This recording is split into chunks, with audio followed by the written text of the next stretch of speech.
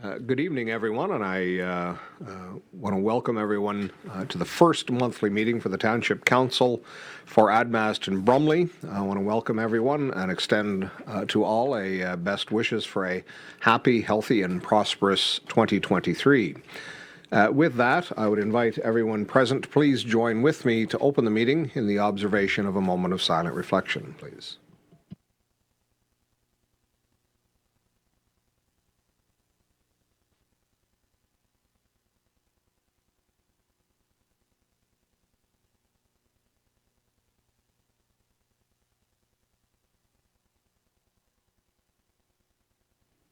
Thank you. I would now seek a motion on tonight's agenda. There was some material subsequently sent out just earlier this afternoon seeking to amend the agenda to include a couple of documents. I believe Councillor Field you may have in your possession.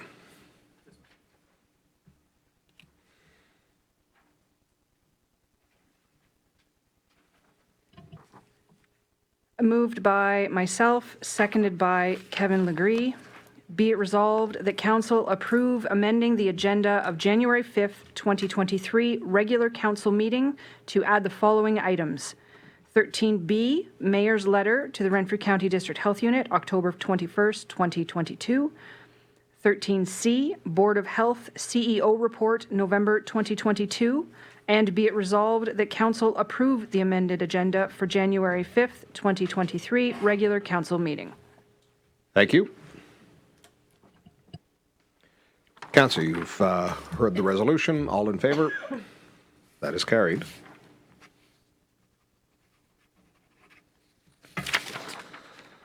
I would seek now disclosure of pecuniary interest, and if any, the general nature thereof, please. I recognize none. Thank you.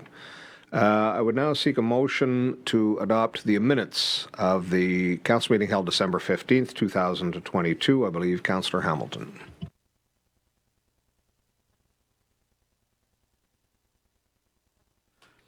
We'll get it yet. Moved by myself, second by Keith Gurley. Be it resolved that the council adopt the following minutes. December 15th, regular council meeting. Thank you. Council, you've heard the resolutions. Any errors or omissions? Seeing none, all in favor? That is carried.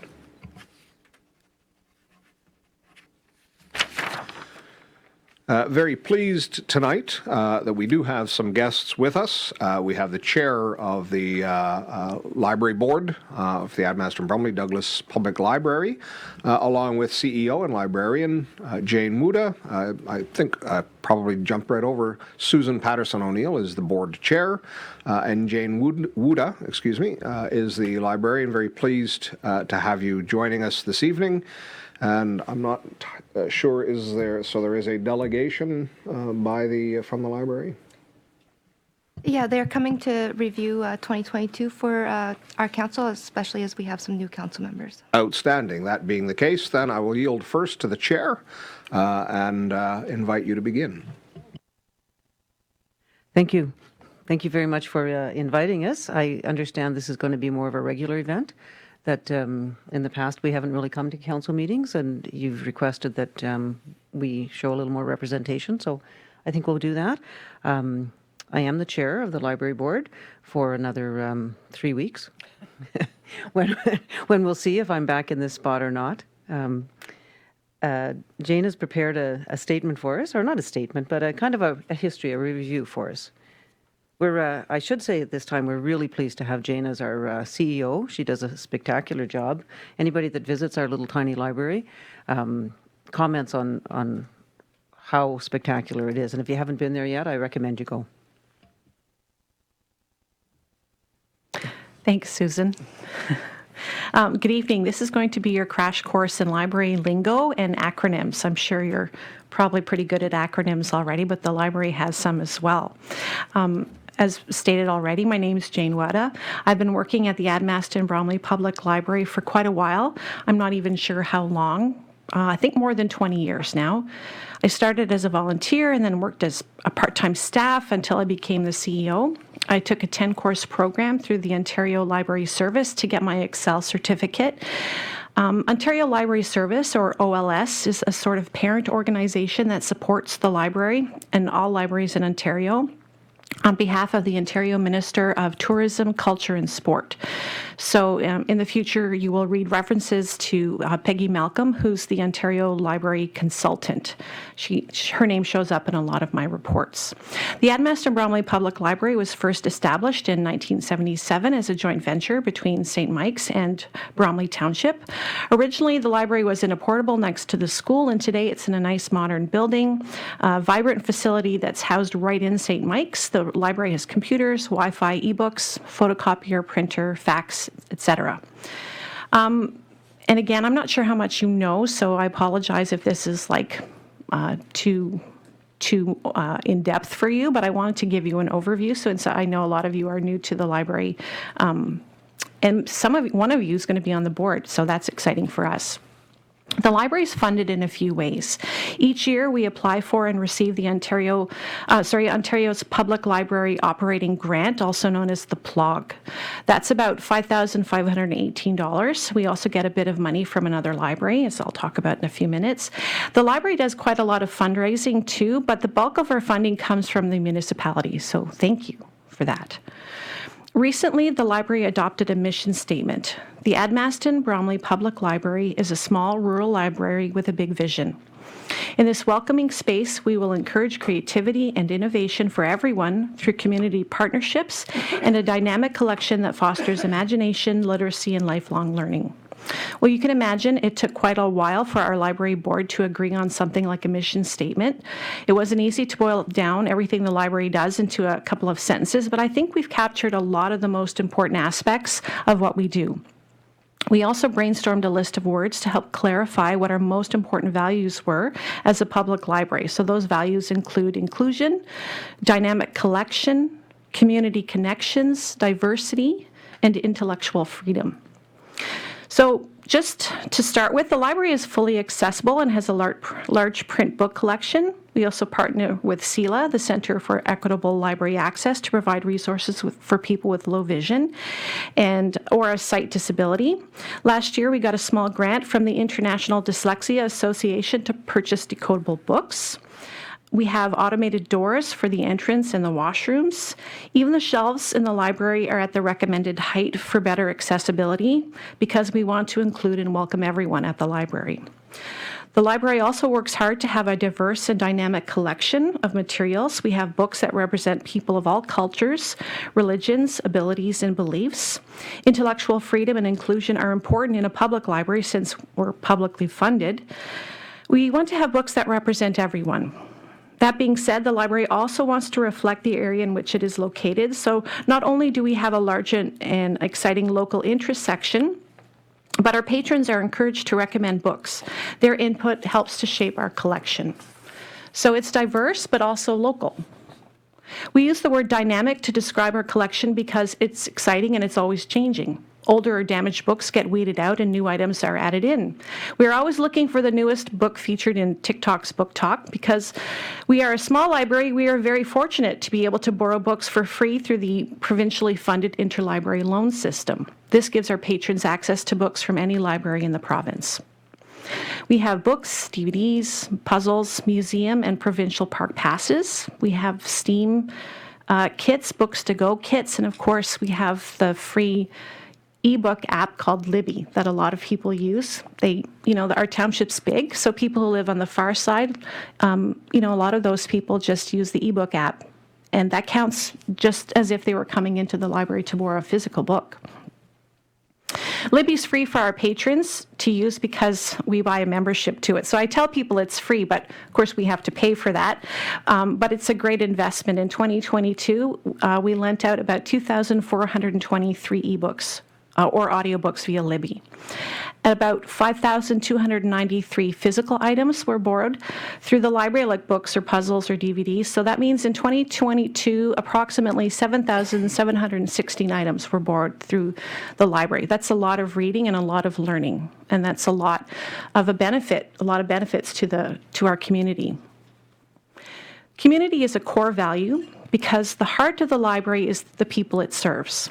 We have a fantastic group of patrons, including the school children and teachers of St. Mike's, who use the library. We currently have about 360 active cardholders from Admaston, Bromley, North Algona, Wilberforce, and Bonnechere Valley. And I just want to point out that some of those cards represent families as well. So one card could mean, 4 or 5 people.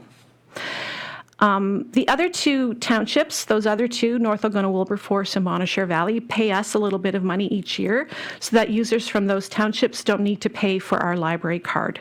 And I'm not sure if you're aware, but the township also, it used to, and I think it probably still does, refunds 50% of library card fees for Admaston Bromley people who choose to use Renfrew's library. Libraries are always supporting each other. There's not a competition between libraries for patrons, and a lot of people have cards to multiple libraries, and we encourage that. The library has a great relationship with St. Michael's School. In 2022, we were finally able to get our new agreement with the library board signed. This was a big accomplishment for the library board. Susan can attest to it took quite a while. We also partnered with the Douglas Lions Club this year to host Santa Claus. This was an awesome event that brought in over 100 people to the library, including some patrons who chose to sign up for a library card once they visited us. In past years, we've also partnered with other groups like the Rec Committee for Frosty Fun, which we're doing again this year, 4-H, the Training and Learning Center in Eganville, and the Bromley Historical Society. So the library and patrons we serve are enriched by these community relationships. What about the patrons in the library in Douglas? It's used by local people who don't have the internet or their own devices to use the internet with, including the Mennonites. Newcomers come to the Admaston Bromley Library to learn about their community, to learn about the township, to get to know people. It's very difficult. I've had some new people to the community who come to the library because how else are they going to meet people, really, in a place like Admaston Bromley? So it's a safe place for people come and to, create some relationships, get to know their township. Kids visit the library because it's a safe place to hang out with their friends when they play games like Minecraft or just to talk. Seniors use the library to get books and to get help with technology, which is part of the librarian's job to offer tech help. Parents use the library as a place to bring kids for fun events like our summer reading club or our Halloween open house, which we had this past year. Teens often get their volunteer hours at the library. So right now I have about 4 or 5 teenagers who are collecting volunteer hours at the library. Each year I apply for the Summer Experience Program, and if we are fortunate enough to get it, we can hire a student for the whole summer. So the library is a friendly space for people of all ages and all abilities. Finally, thank you so much for giving me the opportunity to speak to you about the library. I've said a lot, maybe more than what you were hoping for. I probably could say a lot more, but I know that you have other things to do. I've tried to give you a bit of an overview of what the library does in the community and why your support is so important. And if you have any questions for me or for Susan, we'll do our best to answer them. Thank you very much. Well, thank you, Jane, and I have no doubts that you had much more that you could have embellished. I think that both the library board and under your guidance, the library itself has truly embraced the spirit of the library. I'm often struck. There's a few things the libraries, not so much in Douglas perhaps, but through Douglas, access almost every bit of knowledge that there ever has been in the world is available through there. We still lament the burning of the library at Alexandria. That was in the time of the Romans and the Egyptians 2,000 years ago. So I think that it is clear how important libraries are to our culture, to our civilization, to the imparting of knowledge. But on top of that legacy that is the library, all of these new initiatives, not just in Douglas, but certainly available to us, It's kind of not the library of my childhood anymore, and I think it's outstanding for that. So thank you for an outstanding presentation, and I would open the floor to any questions or comments. Obviously, it was a very thorough presentation. So once again, thank Mike? you. Sorry? Do you think you could present that to the clerk in the email form so that we can have it for our records, particularly those of us that may be serving on the library board? Thank you. Maybe you could get a library card then. I think it would be beneficial if you have that in a digital version. If you could just forward that to the clerk or the CAO, to Jennifer, that would be outstanding. Anyway, once again, thank you for the question or comment, Councillor Hamilton, and thank you once again, Susan Patterson O'Neill, Chair of the Board, the Library Board, and Jane Wuda, CEO and librarian. Outstanding, all of your energies and your embrace of our community. You are to be commended. Thank you. Sorry, can I just say one more thing? Jennifer asked us for a draft budget, and we're working on that, and we'll get it to you. I foresee our biggest challenge is staffing. We're having a bit of a staffing issue, and we'll talk more about that at another time, but I think that's our big challenge for this year, is staffing. You are exposed to the same issue that is affecting the globe, I think, right now. Yeah. So thank you once again. Yes, you're allowed to leave. Yes. You are allowed to stay. You absolutely can, but you are not required to do so. We have nothing from the Planning and Economic Development Committee this evening. We're going to go directly to the Community Services Committee and the appointment of the library board members. So I guess until such time as they're appointed, I will invite Ms. Charkavy then to speak to this. I guess there's a resolution first. Councillor Hamilton. Moved by myself, second by Keith Gurley. Be it resolved that the council approve bylaw 23-2, being a bylaw to appoint the Public Library Board. Thank you so much. Council, any questions or comments? I note while the representatives from the library are still here, I think that we've retained the same number. There's a new name on here, Krista, perhaps. I guess I could. Yes, but Angela McKeon has retired from the board after many years. So certainly through you and through Councillor Hamilton, upon the approval of this resolution, certainly extend our appreciation to Angela for her long commitment to the library. Any further questions or comments? All in favor? That is carried. So yes, in case you missed that, Councillor Hamilton is the appointed member to the Public Library Board. Ah. Happy to have you, There is nothing more from Community Services Committee. There is nothing this evening from Operations or Waste Management. We're going to go directly to Finance and Administration Committee and the appointment of officers and committees bylaw. And I believe, Councillor Legree, you have this in your possession. Be it resolved, the Council approve bylaw 2023-01, being a bylaw to appoint certain township officers and committees for the ensuing year or until their successors are appointed.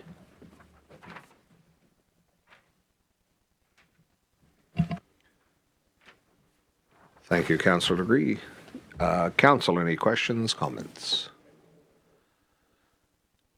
I just have one. I want to extend my appreciation to all of Council for having met with CAO Charkavy and I prior to putting together our committee structure.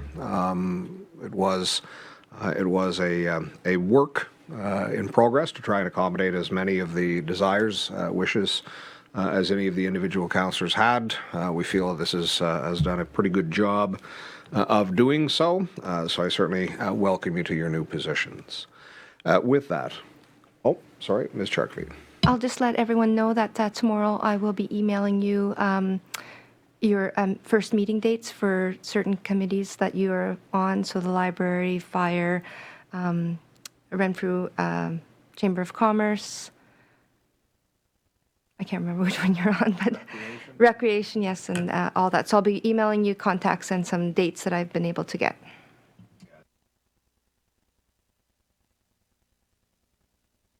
Anything further? All in favor? That is carried.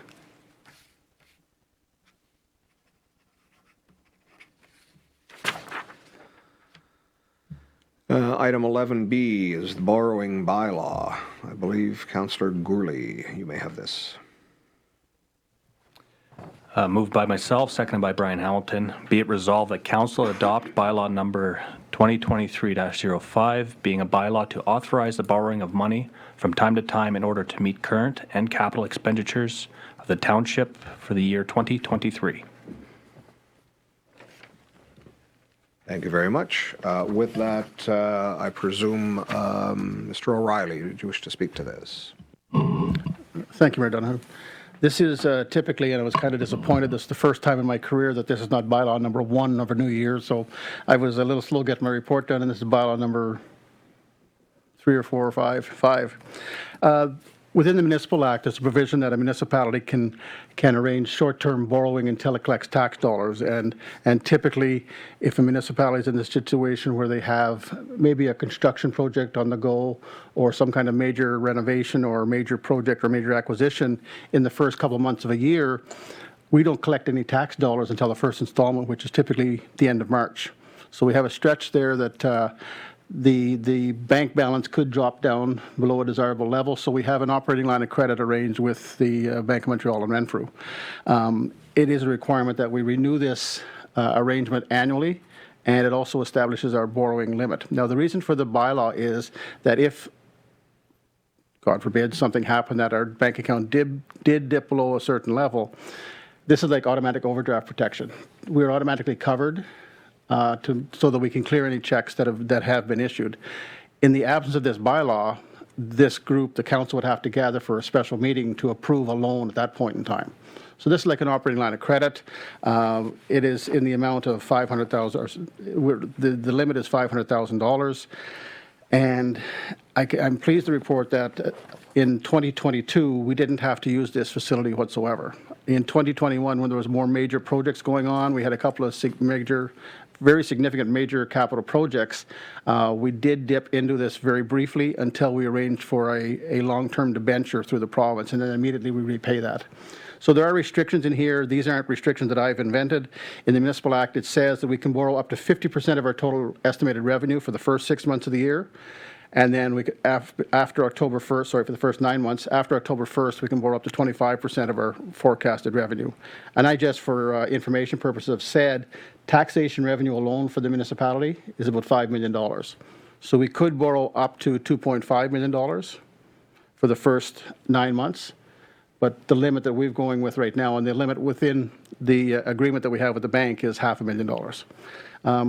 Again, a reminder, and you'll hear me say this more than once, we are the tax collector for the county and the schools. Therefore, although the $5 million includes county and schools taxes, we have to make our payments to them by March 31st, June 30th, September 30th, and December 15th on taxes levied, not taxes collected. So we carry all the outstanding accounts, but we still have to make our payment to them. And that's sometimes another situation where you can get into that dip, especially the March 31st installments. If we don't have enough people, our ratepayers that have made their tax installments on March 31st, you run the risk of having to cut checks to the county and the 4 school boards that might dip your bank balance below a desirable level. A long-winded explanation, but I think it is a standard annual one. And the difference this year in the bottom of the bylaw, it'll be highlighted, I think, briefly. We also repeal the previous year's borrowing bylaw. And this is something that we've gotten in the habit with my prior experience, that all of a sudden you have 4 or 5 bylaws that sort of are identical year after year after year, and they almost become conflicting. So this bylaw here will replace the borrowing bylaw we had in place for 2022.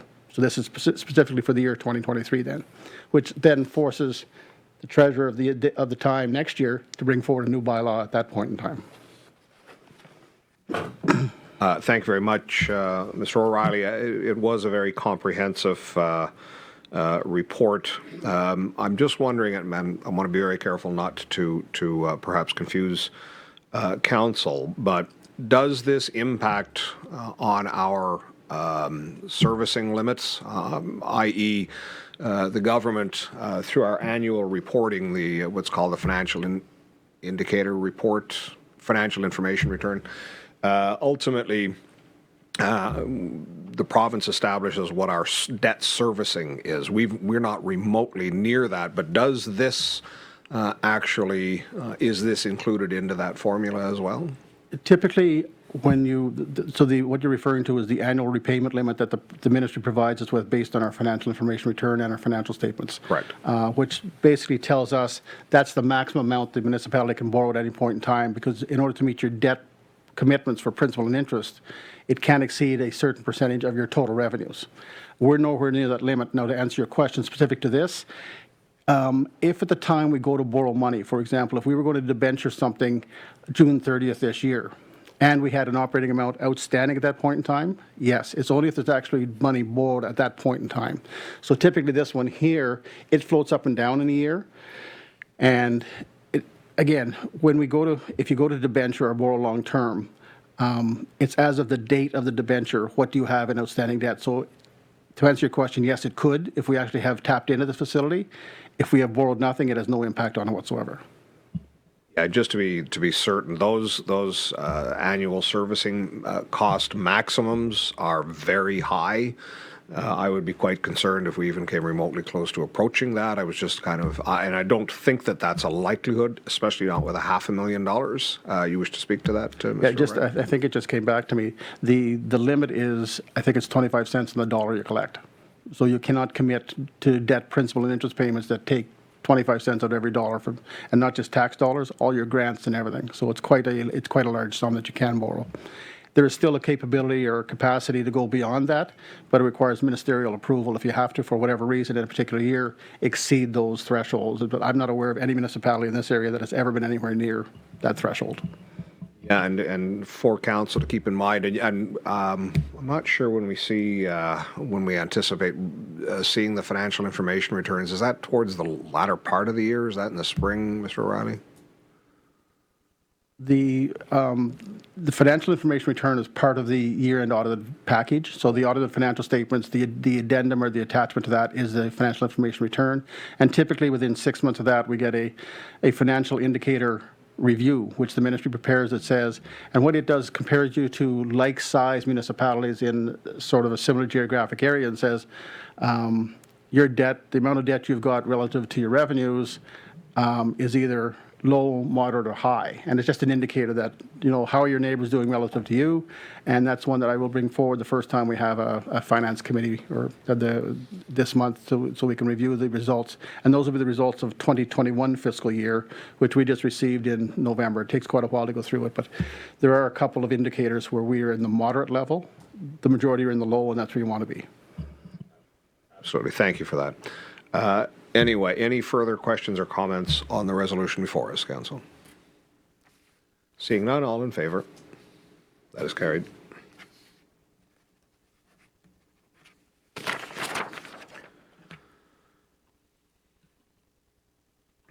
Moving on now to the interim tax bylaw. Once again, Councillor Gurley, I believe you have the resolution. Moved by myself, seconded by Brian Hamilton. Be it resolved that Council adopt bylaw number 2023-04, being a bylaw to provide an interim tax levy and for the payment of taxes as well as penalty and interest charges for the non-payment of taxes or any installment by due date. Thank you. And once again, Mr. O'Reilly, I will yield the floor. Thank you once again, Mayor Donoghue.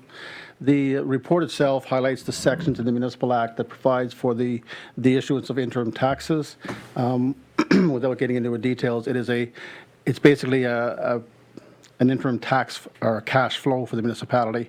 In the absence of having a budget approved for the year 2023, the legislation provides that we can invoice up to 50% of the tax dollars that were levied on any property in the year 2022 as an interim billing for 2023.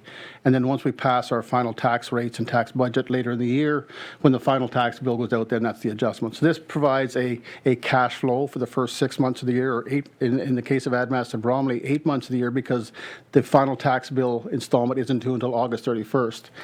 So what it means is that if someone had property taxes that were $2,000 in the year 2022, their interim tax bill for this year will be $1,000. If their tax bill last year was $2,000, but they had an addition to it during the year, they had a supplementary tax bill, they built a garage or they added onto the house, we take that and extrapolate it for the entire year, even if it only went into effect December 1st, we add that value on for the entire year and take 50% of what would have been billed if that addition had been there for the entire year. Similarly, if somebody lost a garage or something due to a fire, so their total value has gone down, we also look at that. So if it's sort of the net impact of any additions, deletions, but basically for the majority of the people, it's the taxes that were actually billed in 2022. The other part of this report, in addition to billing the interim taxes, is there's another section of the Municipal Act, Section 345, that provides the ability to the municipality to charge penalties and interest for the penalty for non-payment and then interest monthly thereafter. And typically, and again, I've confirmed this with most of our neighbors, the Act provides that you can charge 1.25% per month. So we're not a financial institution, so 15% a year, I think you can get money cheaper somewhere else. But if people choose not to pay their taxes, it is a significant charge that we do add on the first of each month. I recommend that we certainly proceed with continuing to do that. It is a revenue stream for the municipality because there are some people that choose to just come in at the end of the year.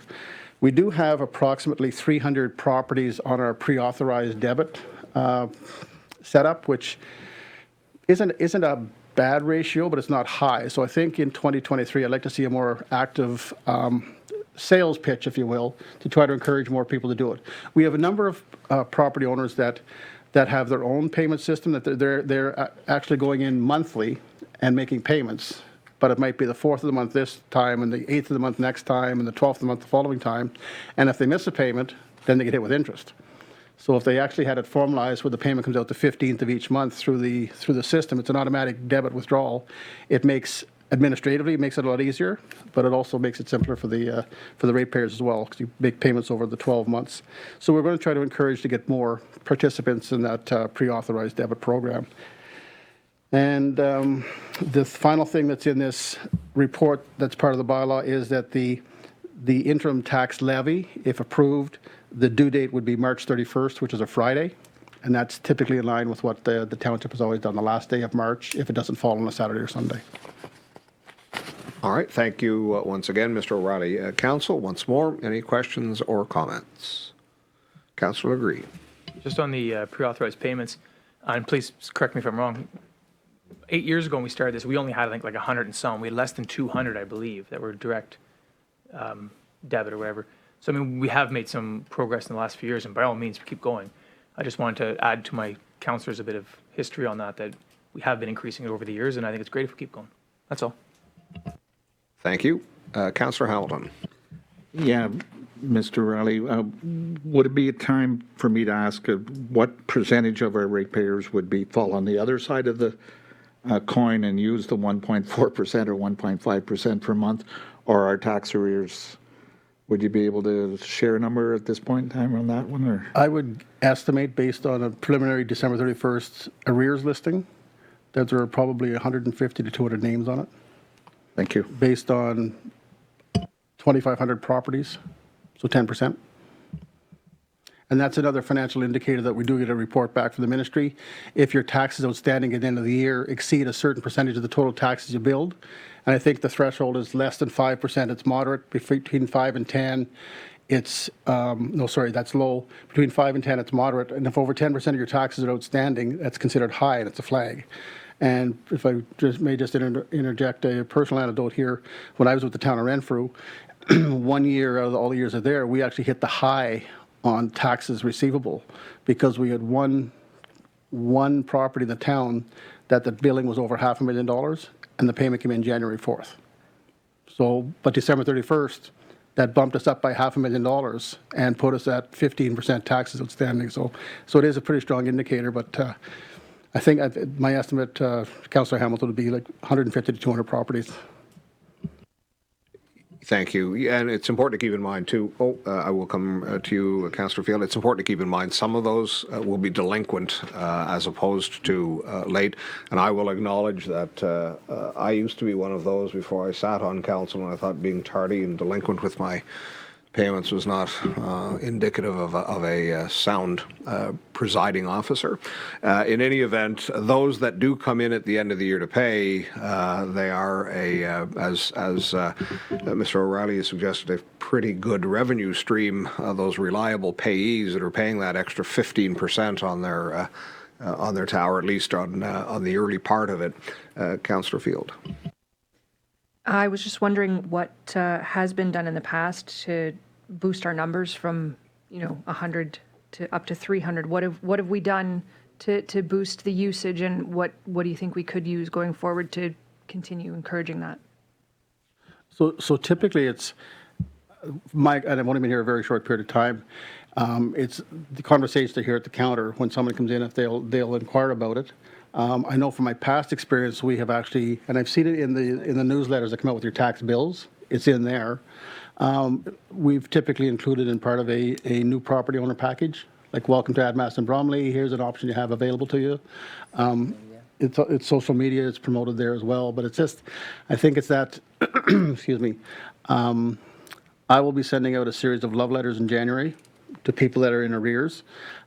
Because the legislation provides that if a property is more than 2 years in arrears after January 1st, so if taxes are still outstanding for 2021 and 2022, the municipality has the right to begin the tax sale process, and that usually gets some action. And those letters would usually include, we can work with you, we'll set up a payment plan, but you have to go into a pre-authorized debit monthly payments. You're not going to give me post-dated checks. You're not going to come in when you feel like it. You must go on our payment plan to get it authorized. So there's those type of carrots, if you will, before the stick hits. Yeah, the other thing that certainly has been our experience, and it flows even to the borrowing, so cash flow, those monthly installments, like we only have those two big waves of payments that typically come in at the tax billing, so those 300 does provide some significant cash flow, but I think maybe that's where some efforts could be made towards increasing that, because it is good for the corporation, but it is good for our ratepayers also, and the individuals that are not going to face the interest charges. I'm wondering, because I know there are people that are also delinquent that do not intend to be delinquent and will by times present at the front window not pleased that there has been interest. Do we actually have a written policy on when the process is undertaken? Because ultimately it is the system, I believe, that triggers the application of interest charges. Correct me if I'm wrong, Mr. O'Reilly. You're correct. It is the system, but it still requires someone to push the button to say, add it now. So, for example, we have not, as of today, added December 31st interest yet. We have now? Typically, you allow a day or two, and the reason for that is if a ratepayer goes online and makes a payment, they may have gone on to their bank and did it December 31st, but if they don't deal with Bank of Montreal, that may not get into our account until January 3rd or 4th, and especially with the weekend there as well. So we backdate that as much as we can. So we typically wait a couple of days and it's okay, apply the interest now. There's another comment I want to make, but I'll come back to it. I think Councillor Hamilton had a question. Councillor Hamilton. Yeah, bank mortgages and paying through bank systems, do they do monthly or do they do twice a year, or does it depend on the bank or depend on the individual at the bank? Through you, Mr. Donoghue. The banks are smart. They pay on the due date, not a day early. So they keep the money as long as they can, and they make installment payments on March 31st and August, whatever that day will be in August. Another alternative that I know some municipalities have turned to are to go to your comment, Mayor Donoghue, to go to more frequent installments. Instead of having 2 installments a year, go to 4 installments. They're doing February, May, August, and October. So there's a more regular cash flow coming in. Some people who typically pay on the installment date, that might help them too, to make 4 payments a year instead of 2 larger ones. So it's sort of like it's sort of an alternative between monthly payments and semi-annual payments. So those are the things that we can consider going forward. But for now, that's something that could be considered with the final tax billing this year, whether it can split it between like August and October or something. But I think you want to do it at the start of the year to make sure you get a consistent cash flow. Yeah, on something like that, I think it'd probably be more practical to give, if we wish to amend that, to give consideration to it perhaps over the course of this year towards implementation. I'd also like to see some numbers run. Ultimately, I do own property in another municipality where there are 4 installments. I'm kind of curious, though, on both payments, the second 25%, if you will, on each of the 2 billings comes after we receive ours. So I'm wondering in the end what kind of difference there might be. I'd certainly like to see that comparison made before we begin to change, because change and change management, the amounts could be the same, but I'm fairly certain that that would trigger some upset ratepayers that have become accustomed to having 2. Now, if certainly the finances warrant it, I think that is something for consideration. If it's a marginal variance, I'm not so sure that it is worth delving into that. Anyway, anything further? Seeing nothing, all in favor? That is carried.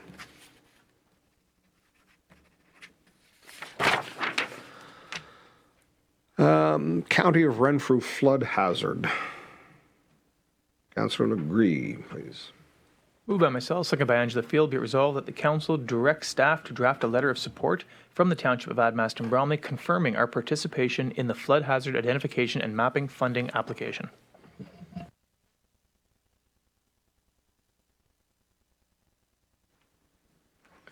Thank you, Councillor Legree. And Ms. Charkavy, do you wish to speak to this, please? Hi, so you can see in your report, we were approached by the County of Renfrew and surrounding municipalities. A grant came from the federal government trying to identify areas of flooding, especially after 2017 and 19. We have a small portion, as you can see in the chart below, but they included Admaston Bromley, so we took part in it. So they're looking for a letter of support.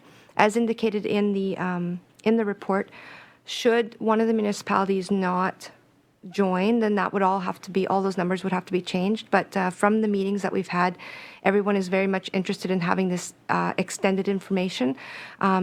We're of the understanding that this information, once we have it, once it's built into the system, that everyone will have access to it and it'll be accessible. And that's part of the reasoning behind the grant, is the Government of Canada wants people to have this information. So we're at the point now where we're getting our letters of support.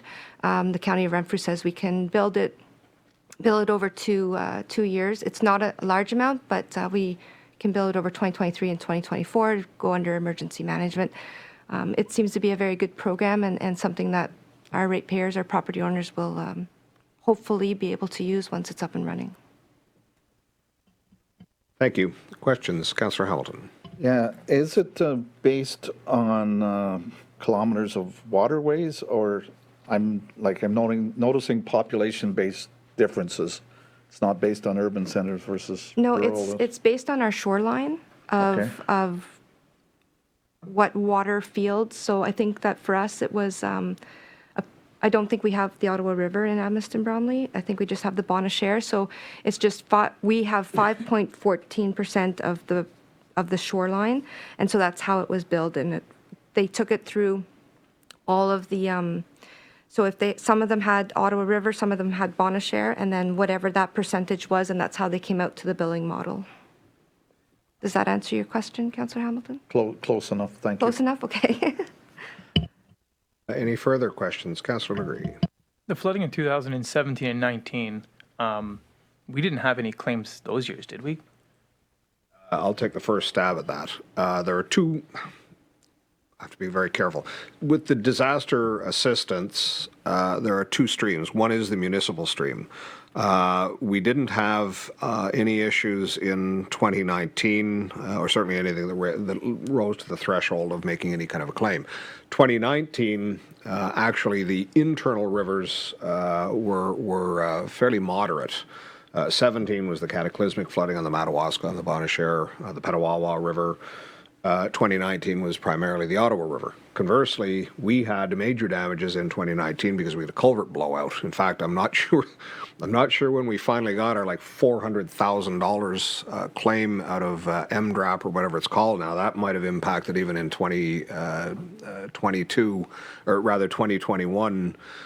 Some of the reason we had to dip into our borrowings because it was very, very delayed. I think it was about 18 months. It was Good Friday of 2019 when we had a culvert blowout on the Culhane, correct? Yeah, on the Culhane Road. Anyway, in terms of damages in 17, which was the more of the internal waterways. While flooding was going on, certainly the length of the Ottawa River, we only had one residence that remotely came close, and I do recall the evening when Mr. Kunapaski, the road super, called to advise that these ratepayers were looking for sandbags. As it happened, the water crested before it got to their patio doors out of their basement, and that was the worst case scenario. So I did want to have some question or comment on the formula that they had, but hopefully that answers your question, Councillor Green. I had a follow-up. That was my intro into it. I'm not opposed to doing it. We're helping neighbors. If nothing else, we're getting information that may be useful in the future. But the flooding that we had in 2019 isn't affected by this study because the study is specific to the rivers, not to the internal, as you said, internal rivers to our township. So again, I'm not opposed to spending the money, but the study I don't believe is going to be a huge benefit to us. The Bonnechere River is the only waterway that goes through. The sides of the Bonnechere are quite high. It takes some pretty excessive flooding everywhere else long before it typically would affect us. I guess that's really all I want to say. Just something to consider is, do we really want to invest $3,000 in a study we will likely never, ever touch? But just throwing it out there. I can just add that, so they reached out to all municipalities who had any percentage. You'll see Algonquins only have 0.88, Pembroke 1.76. So they reached out to everyone, obviously to keep the amount low for all other municipalities. Laurentian Valley has a huge amount and Whitewater Region has a huge amount. So just, again, like you said, Councillor Agree, helping neighbors. That's all that it basically is to spread the amount over a huge amount of municipalities. So we were invited to join. I've been taking part in the meetings, and so we're at this point where we come to our councils and say if we're going to support it or not. Thank you. Any further questions, comments? I'm going to pick up on Councillor Legree's comments. It's not a significant amount of dollars ultimately, but I am kind of surprised. I'm not certain at how, because it seems that this was a discretionary formula that was allocated using the amount of shoreline. I would say that's already biased to Admaston and Bromley, given that we have both shorelines right through. If you're on the Ottawa River, you only have one. When I'm looking at the actual listing, I'm seeing Head Clara Mariah missing, which I'm assuming has some significant issues on the Ottawa River. I recall in the 2019 flooding, seeing things on social media consistently. I see Brunel, Lindog, Raglan is absent, which had some significant issues in the 2017 flooding on the Madawaska River. Ultimately, I find myself in the same position as Councillor Agree, or what I perceive to be Councillor Agree's position, in that I think that there is a benefit to having the mapping. But in terms of the flooding, we've established, and I know Mr. O'Reilly would have been in the employ of the town of Renfrew. Most of the town of Renfrew is indemnified because of the significant banks of the Bonnechere River, though below the dam. There are a couple of properties that are much more threatened by flooding waters. But the challenge for me, and I'm not aiming. This is not a critique of any others. But Laurentian Valley at $2,000, which I think probably had dollar-wise the most significant flooding issues and the most homes exposed to flooding. As I'm looking at this, the formula, how they have allocated the cost seems to be flawed. in my estimation. And based on that, I'm not in support of the participation at these monetary levels. However, it certainly is the will of council is to be determined here shortly. Councillor Legree, did you have a question? To what depth are they doing their flooding on? They count all the tributaries that go into the bonus share as well, or are they just strictly the bonus share? Because if you look at all the smaller lakes and all the tributaries, we do have a lot of water, but it's not technically shoreline. That causes a lot of headaches too. It's supposed to be levels. So that's a tech question that I would have to go to the County of Renfrew for the answer. We've been mostly just working on trying to get the grant, which they were successful in, so that took a lot of time. And they only gave, the reason you haven't seen this beforehand, they gave a very short window. It was like a 2-week turnaround. So the county really reached out to us. Okay, yep, sure, we'll try. We had nothing to bring to councils, but they had to apply for the grant, and nobody was able to even bring it to their councils for a first look. Okay, I'd be interested to see the overall depth of it. It would seem not inappropriate based on the formula that they're looking at these major waterway shorelines, that it's probably predicated simply on those major waterways.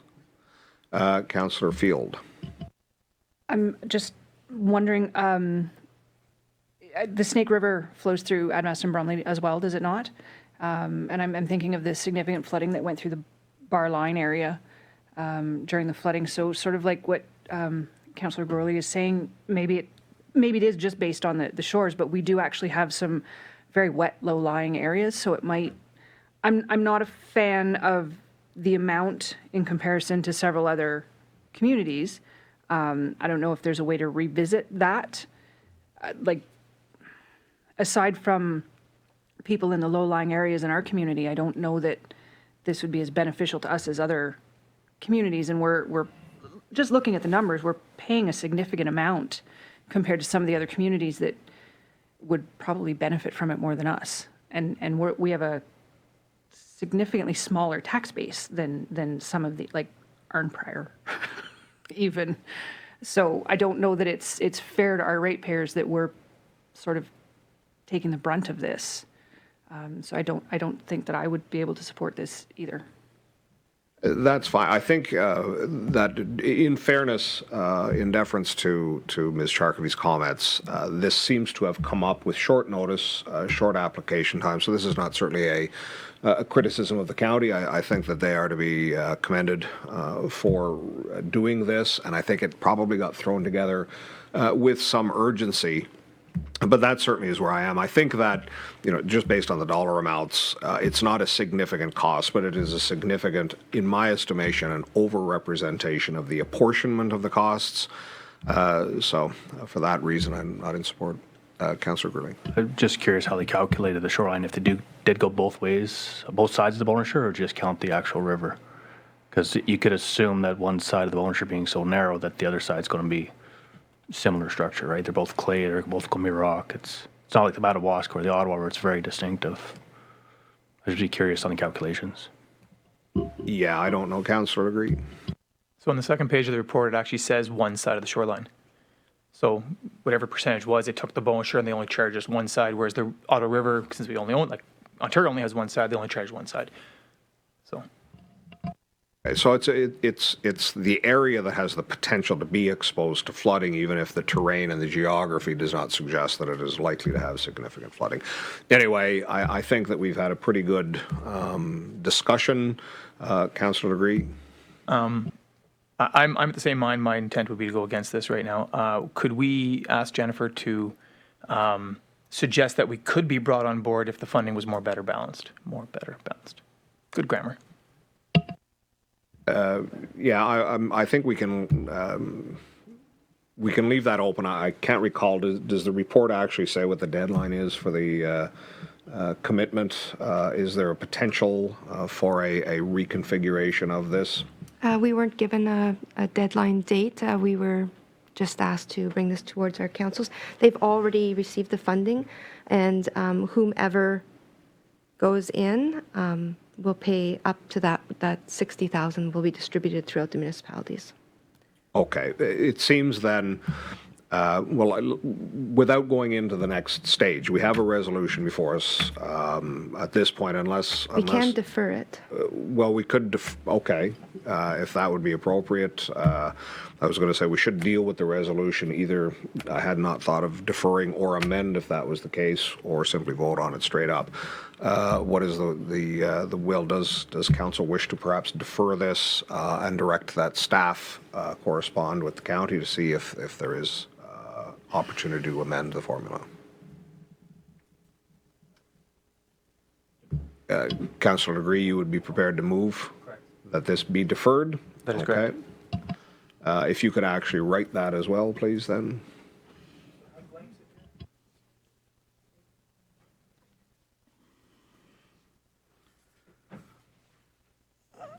While they're writing, Mike, I don't actually get hung up with the amount. I tend to want to go the other way.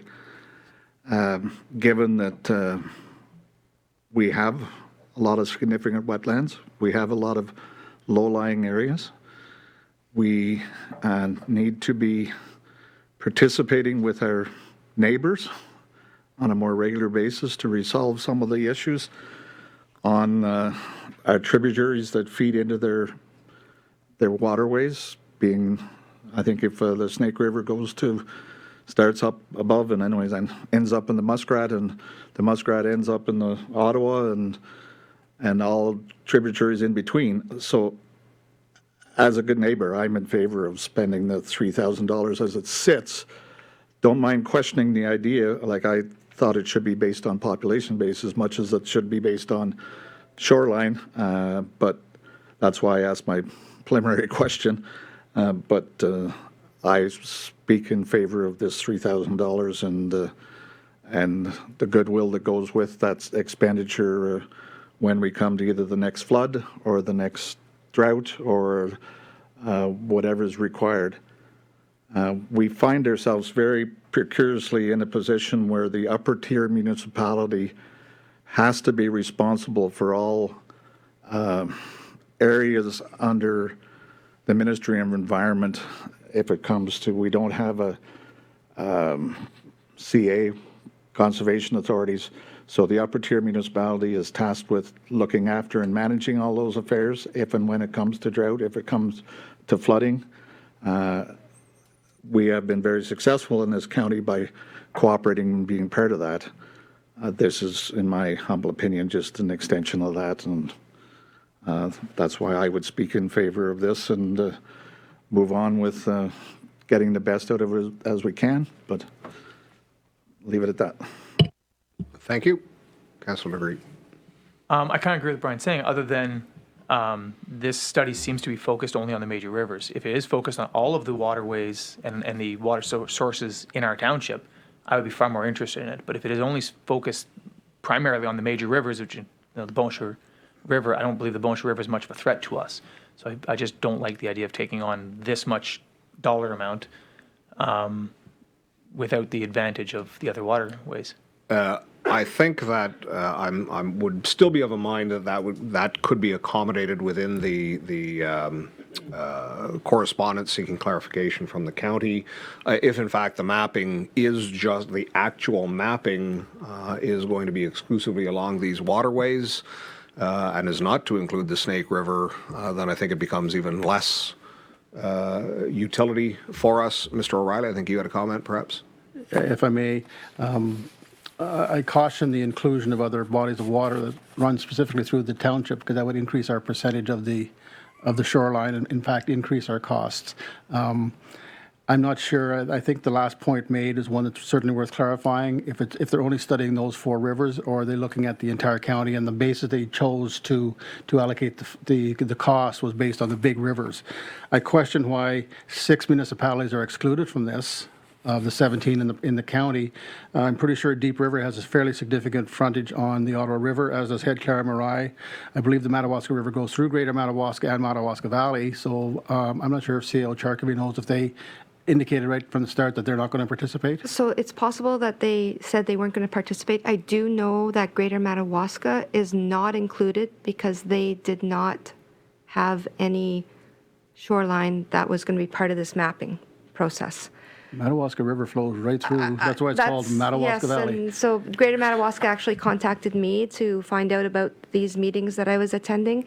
And so I sent them the link, and then I was told that they weren't invited. So If I may, I think it seems that this is a two-stage. In preparing the application, municipalities were invited to participate.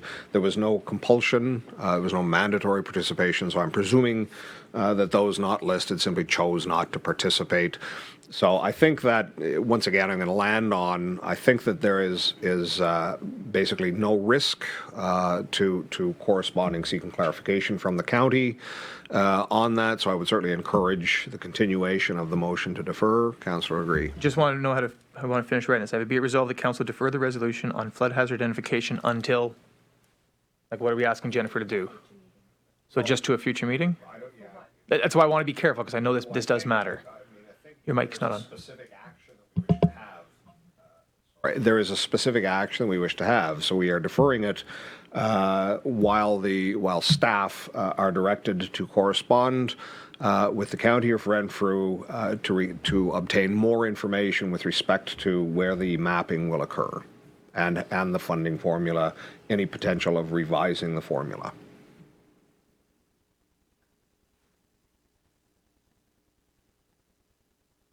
Thank you for doing my job.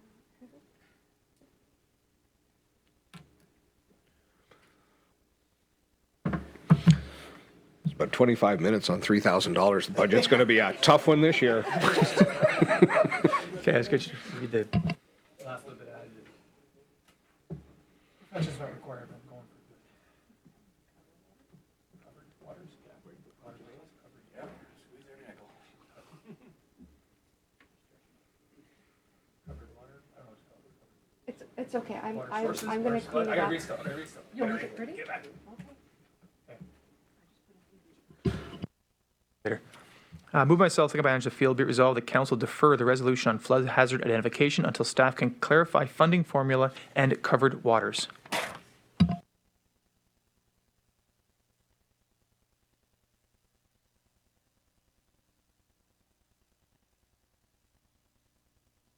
Council, you've heard the resolution. All in favor? That is carried. Do I just procedurally, so I've marked this deferred, do I still sign it as well? Okay.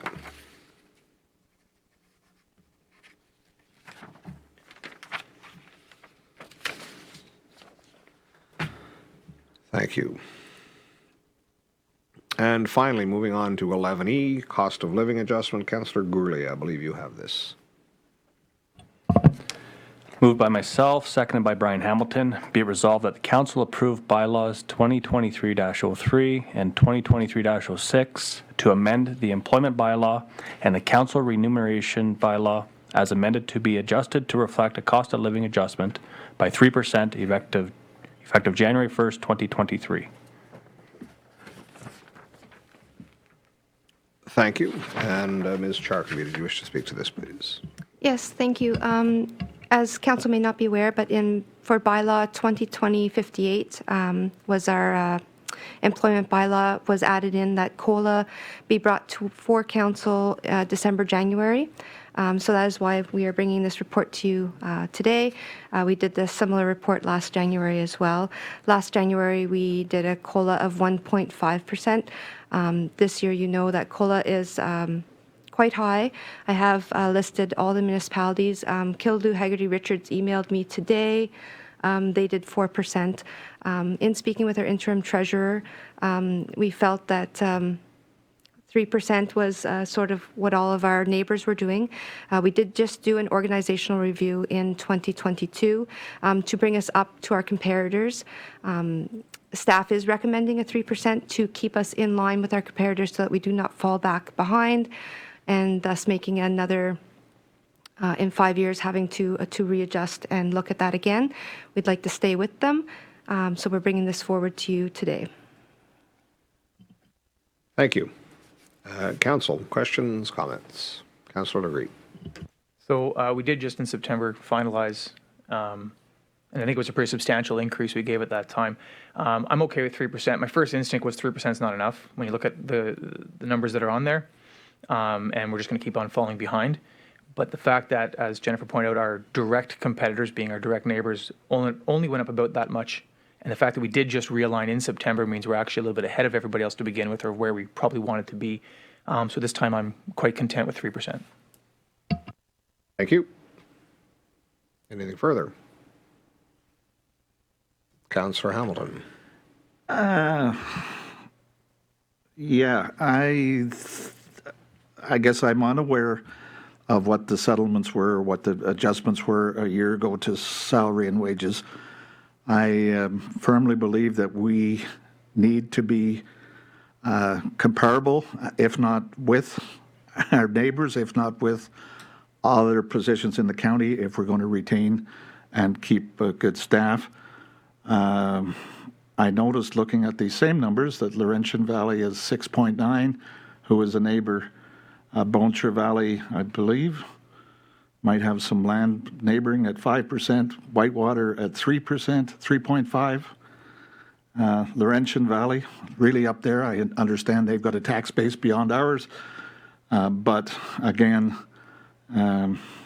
I could speak in favor to going a little higher than 3 to 4%, or matching at least Whitewater region at 3.5. Ms. Charkavy? Yes, I will comment on Laurentian Valley and Petawawa. They do have policies that every year COLA is provided. So sometimes I spoke with the CAO of Laurentian Valley, and he said that, sometimes COLA is 0.7%, and that's all that they ever got.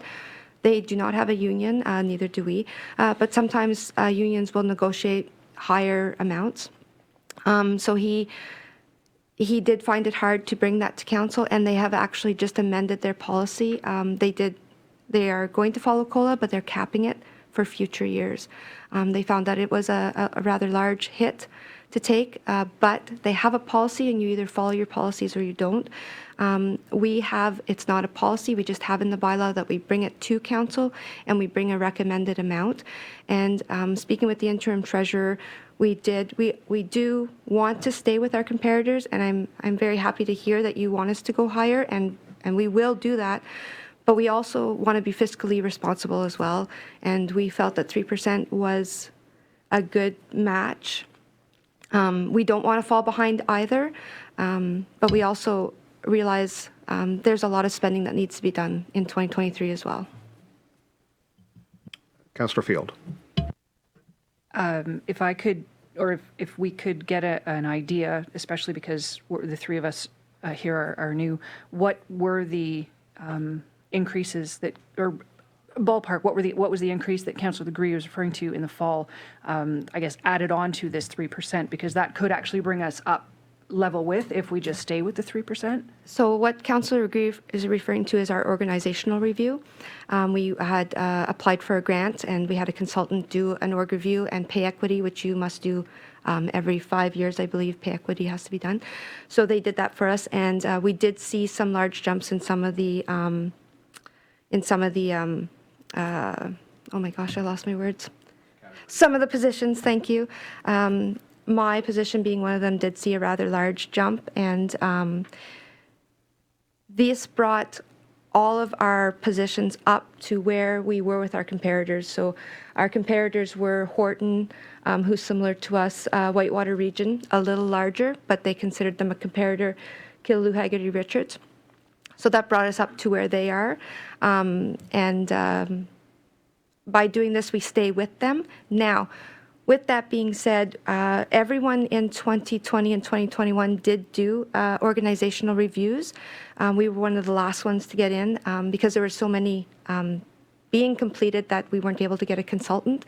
But in the next few years, more and more will be conducting these again, and we will watch them as we go through. When we come to these applying COLA, if myself and the treasurer ever feel that we are falling behind, we will let you know, and we can make it a higher amount at that time as well. But this is a council decision, and maybe I'll let interim treasurer have a add some comment. Did I miss anything? Mr. O'Reilly.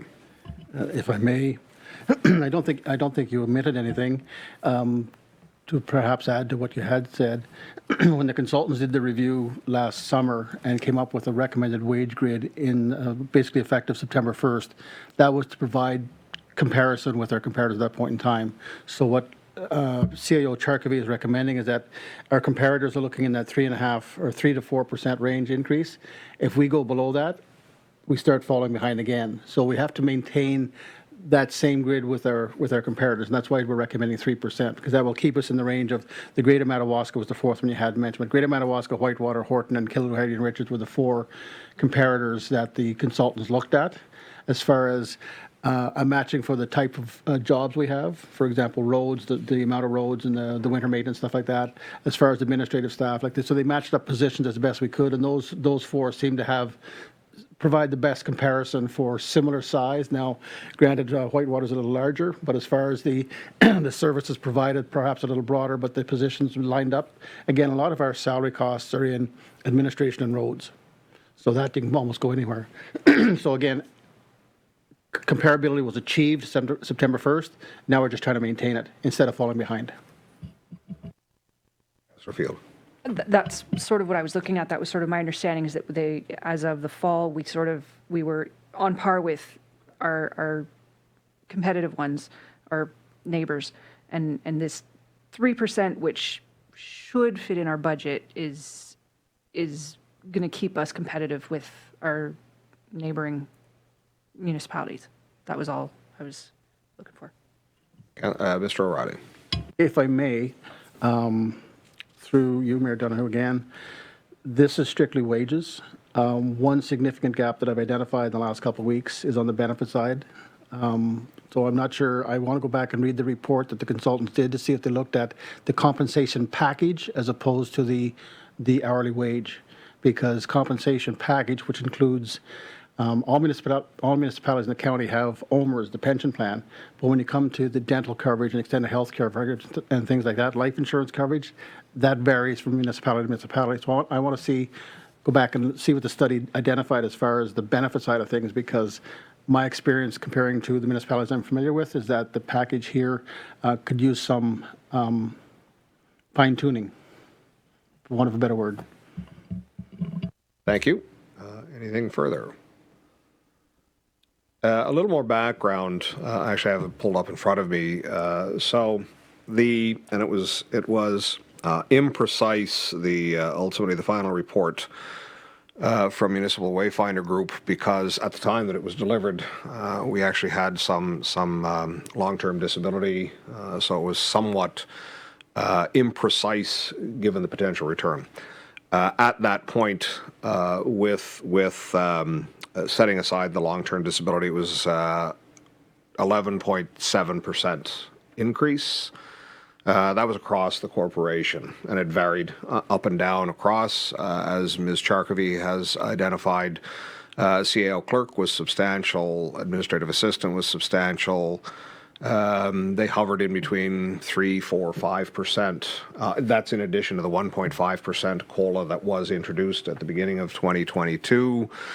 Not with respect to the level of benefits that council may wish to pursue, but on top of that dollar figure, the payroll burden was a further $25,000. So the total increase was $133,000 on a $684,000 payroll. So it was not insubstantial. For the record, because it was on the record, there was a recorded vote in that, and I was in support of all of those increases. It was my position that those should have been implemented on January 1 as opposed to September 1. So I was seeking a 4-month delay on implementation. It was unsuccessful. But as that I requested a required vote, it is important to push that on. In moving forward, I certainly recognize Laurentian Valley and Petawawa, but when we were setting at the county, when we were setting the COLA target, and keep in mind, we seem to have lost the thread on COLA. This is not really COLA anymore. This is the marketplace, and where are you going to be competitive? I recognize that we have a significant inflation this year. It dropped fairly substantially over the summer, but it now seems to have stabilized. Heating oil, et cetera, is going to keep it high. Food is high. That it's probably not going to drop significantly below 6.1 by the time we get to the year end. However, I also will note that in 2020 we had 0.74% increase, and I think we had a 2% COLA. So, you know, we need to be careful over time. Getting back to Laurentian Valley and Petawawa, when we were setting COLA target, I believe in September last at the county, Councillor Sweet, then Mayor Sweet of Petawawa, now retired, in speaking to the challenge of staffing in the municipal workplace, spoke to the substantial increases that Petawawa was contemplating over the next several years. My initial reaction was, you're not solving your problem, you're just raising the threshold of what everybody's going to pay to be competing for the same market. The fact that you're paying more is not creating more people, it's just raising the level of what we're going to have to pay everybody to do that. That's unsustainable. Those 6.9%, that can't be sustained. And in fact, that's not COLA, that is the competition. I recognize certainly what staff have said of keeping in the game, you know, maybe make an analogy to baseball, low market and big market teams.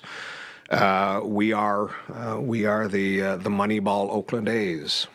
Here, we have to find savings where we have. The other thing, I'm not in support of increasing in anything beyond 3.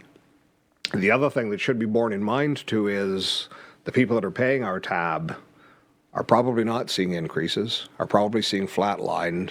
Some of them may not actually have gone back to work yet. These are things that have to be taken into consideration of setting COLA. I actually would prefer to see this lower than 3, but I can sense from the discussion here that that's not the will of council, but I am certainly not in support of raising it anything above 3. So reading the room, if you will, I am prepared to support this resolution as written, but I will leave it open, whatever the will of council is as to what our target should be. I'm seeing, Councillor Gourley.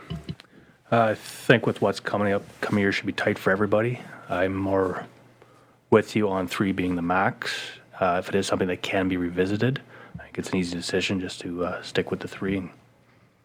The challenge here is if we pass this tonight, this is going to be implemented and it is going to show up on the payroll. Immediately, we're not setting a target for budgeting purposes. It has long been the Sasquatch of my time as mayor to advance our budgeting schedule. Typically, you are visiting these things at the time that you're discussing budget, where you can have more fulsome conversations. At this point, just prior to coming to order, Ms. Charkavy identified that in fact, when we adopted our most recent HR policies change, we implemented a timing to put this in place in January. So we are actually following our own procedures. So there is no revisiting this in response to your comments, Councillor Gourlay. Okay, thank you. So if I'm not seeing any motion to amend the resolution that is before us, I will call the question. All in favor? That is carried. Were you raising your hand? Sure, Mayor Donahue. It's not recorded, but I do. A not raised hand is a no vote.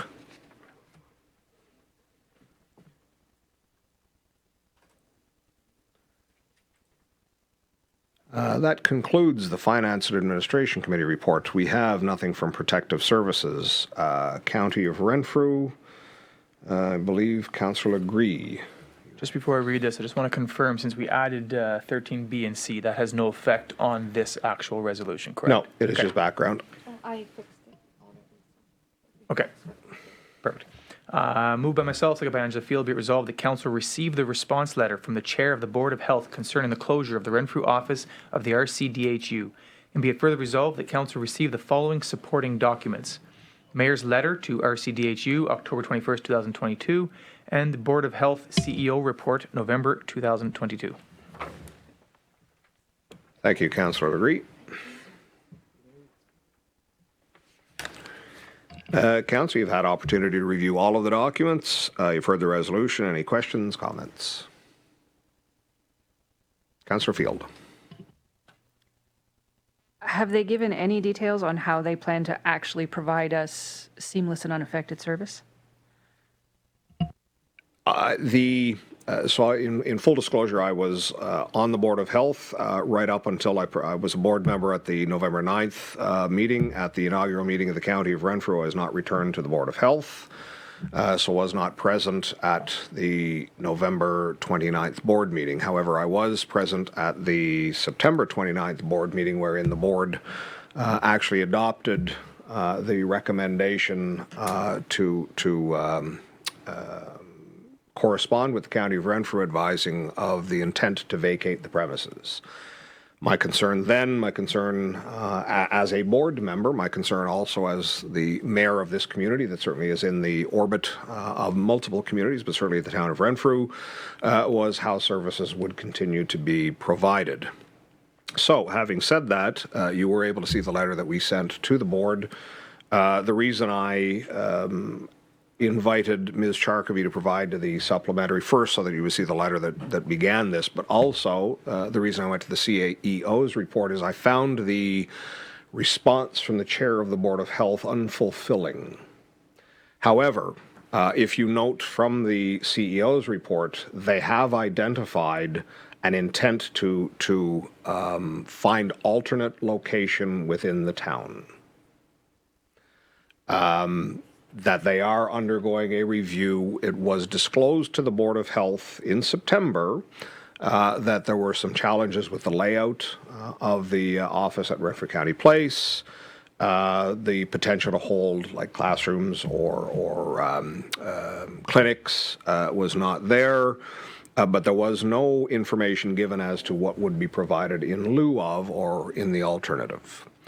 So what I would say is where, in my estimation, if I were still on the Board of Health, I would say the CEO's report in November was the one that we should have seen actually in September, in which case I might then have been in support of the recommendation from staff, because the CEO's report does identify the process that they are going to follow to identify alternate location within the town of Renfrew. That was why I asked Ms. Charkeby to provide that as supplementary information. Anything further, Councillor Field? Okay. Any other questions, comments? Seeing none, all in favour? That is carried.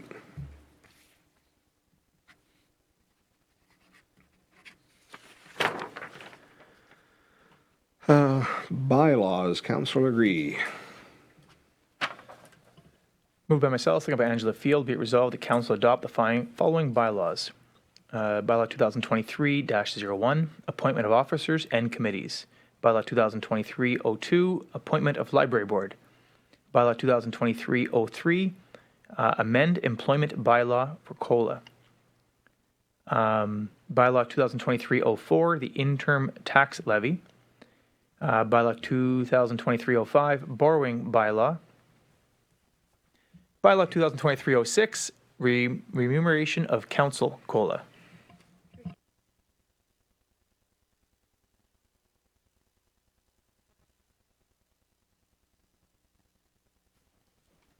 Thank you, Councillor Legree. Just before I invite question or comment, we did not have any resolution on the remuneration of council. Typically, we have a resolution. It was in the resolution. Was it in the resolution?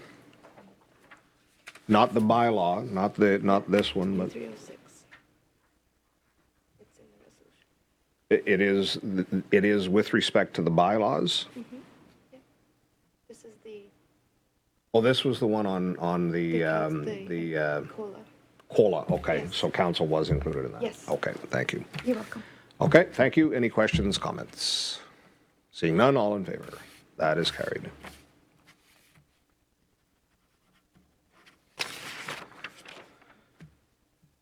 And resolution, I believe, Councillor Hamilton, you have on the action tracking list. Moved by myself, Your mic- second by Keith your Gurley. micro- Moved by myself, second by Keith Gurley. Be it resolved that the council receive the action tracking list as information. Thank you, Councillor Hamilton. Ms. Charkavy, anything you wish to speak to?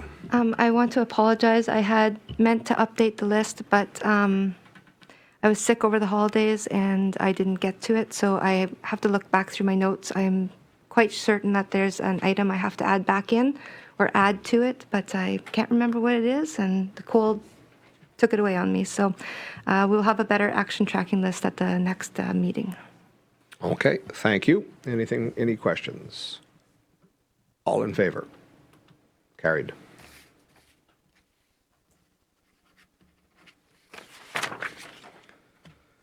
Confirmatory bylaw, Councillor Field, I believe you may have. Sorry? New business. Oh, sorry, I'm jumping over several numbers, actually. Any new business this evening? Ms. Charkavy, please. I just want to let, that's why I knew there was new business. I just want to let council know that we have finally got up and running our YouTube channel. We will not be putting it out on social media for a little while. I'm going to share the link with you. We've put up the inaugural meeting of council. We did that today. It takes a little bit of time to upload movies, to upload the meetings. We will slowly upload all the meetings, but what I would like you to do is once I send you the link to go and watch, because once we share it, then everybody gets to see how we are on TV or on YouTube. So it's just important to see, how you're, you might want to sit a little straighter, or you might not want to, go, oh, stuff like that. So just watch yourself for a little while before we put it out there. And nobody likes being on camera, but it's fun and it's exciting. And welcome to the 22nd century. By the way, this entire speech we will edit out of tonight's. It won't be there at all. Do we have, very pleased actually, it's been a long process of getting there, but I've lamented now for quite a number of years that the Fifth Estate is no longer present at our meetings. Our public, I don't think, is well served in that was the conduit through which much of the information and the discussions that we would hold in this room got out to our public. So I'm very pleased that we are making significant strides forward. And yes, please do monitor how this looks so as to comport yourself in an appropriate fashion, because these will not be photoshopped. Item 17, is there any requirement for a closed session this evening? Not this evening. Thank you. Now we get to 18. Councillor Field, please.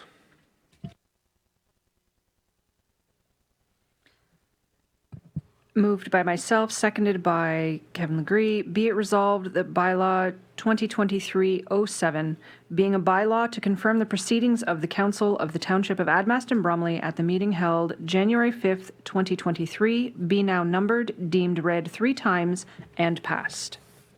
Thank you. Councillor, you've heard the resolution. All in favor? That is carried.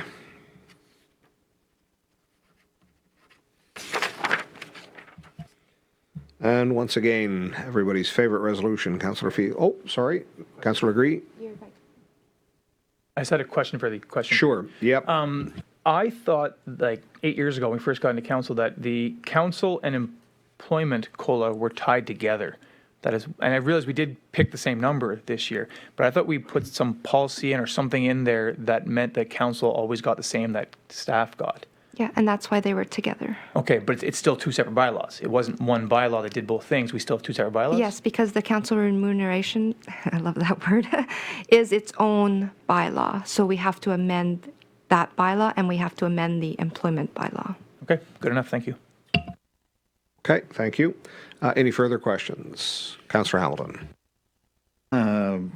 Yeah, I was doing mileage, and I'm wondering how the increase to 68 cents came about per mile or per kilometer. So Just before, I'm assuming that this is the Canada Revenue Agency each year publishes what shall be the mileage. It can be less. Anything more than that would be deemed a taxable benefit, I believe. Mr. O'Reilly, is that correct? That is correct, and there is a policy, if CEO Charkavy would confirm it, but there's a policy that the mileage rate is automatically adjusted in January when the CRA announces the rate, and they just made the announcement last week. So it is 68 cents a kilometer for the first 5,000 kilometers, and then it drops down to 62 cents a kilometer after that, but we certainly have no one near 5,000 kilometers a year, so 68 cents it is.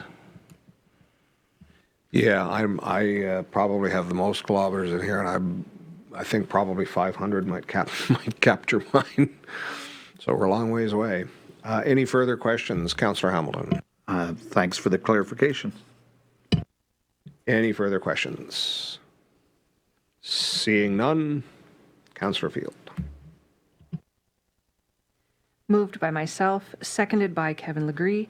Be it resolved that the Thursday, January 5th, 2023 Township of Admaston Bromley Council meeting be adjourned at 9:01 p.m.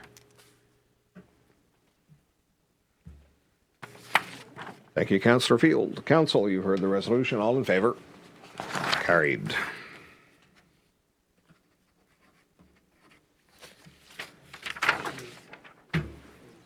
On to Mr. McKinnon.